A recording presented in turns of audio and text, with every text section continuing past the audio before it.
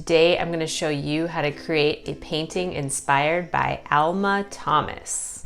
If you're new to my channel, please support me by liking this video and be sure to stick around and check out the other amazing art videos and art lessons on my channel, Rainbow Parrot Art. And please subscribe. Alma Thomas was an American painter and school teacher who lived from 1891 to 1978. She taught junior high for over 35 years. After she retired from teaching, she had the opportunity to develop her style. She was inspired by the natural world and often based her paintings on flowers. She used bold colors and bright brushstrokes and became known for her abstract expressionist style. From the time of her death in 1978, her artwork has continued to grow in popularity. Today, Alma Thomas's paintings can be viewed in a number of galleries and museums across the United States. I'm basing today's project on a series of abstract circular paintings that she created. I'm using an 11 by 11 inch piece of square multimedia paper.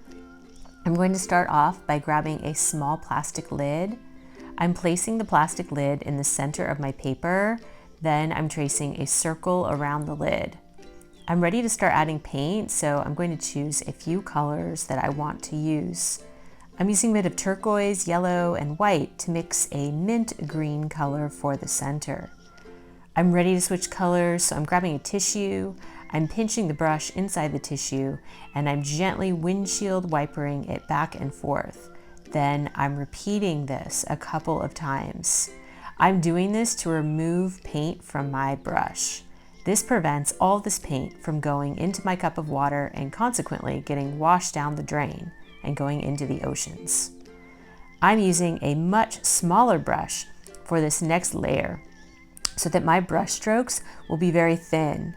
I'm using the yellow paint to make short dash marks around the circle. This works best with a square paintbrush.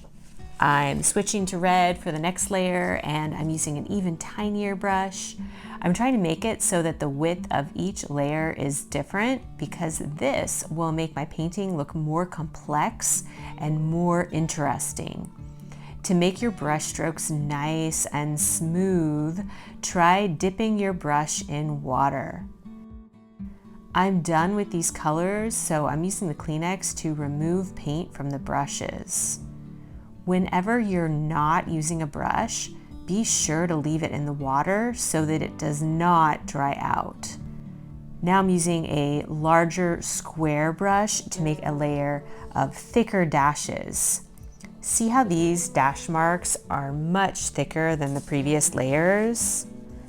And now I'm using a smaller brush to make a thinner layer. And now for an even thinner layer. You can use whatever colors you like. To make my picture look more like an Alma Thomas painting, I'm limiting myself to just one color per layer. I decided to make this purple layer very thick. And then add a very, very thin yellow layer right next to it to create contrast. Notice how the dashes I'm making are not all the same length. Each mark is a slightly different shape, size, and length. Again, this makes it look more interesting. I'm using a very tiny brush to make this layer as thin as possible. I'm using a small square brush on this orange layer. I'm trying to make the dash marks on this layer extra short. Try to make the size, width, and length of your dash marks different in each layer in order to maximize contrast and make your painting look more complex. You can continue to add layers around your circle until you run out of room. You can paint your background if you want. I'm going to leave mine white because I like the way it looks. I hope you love how your painting turns out. Please be sure to say hi in the comments below, subscribe, and check out the other amazing art lessons on my channel, Rainbow Parrot Art.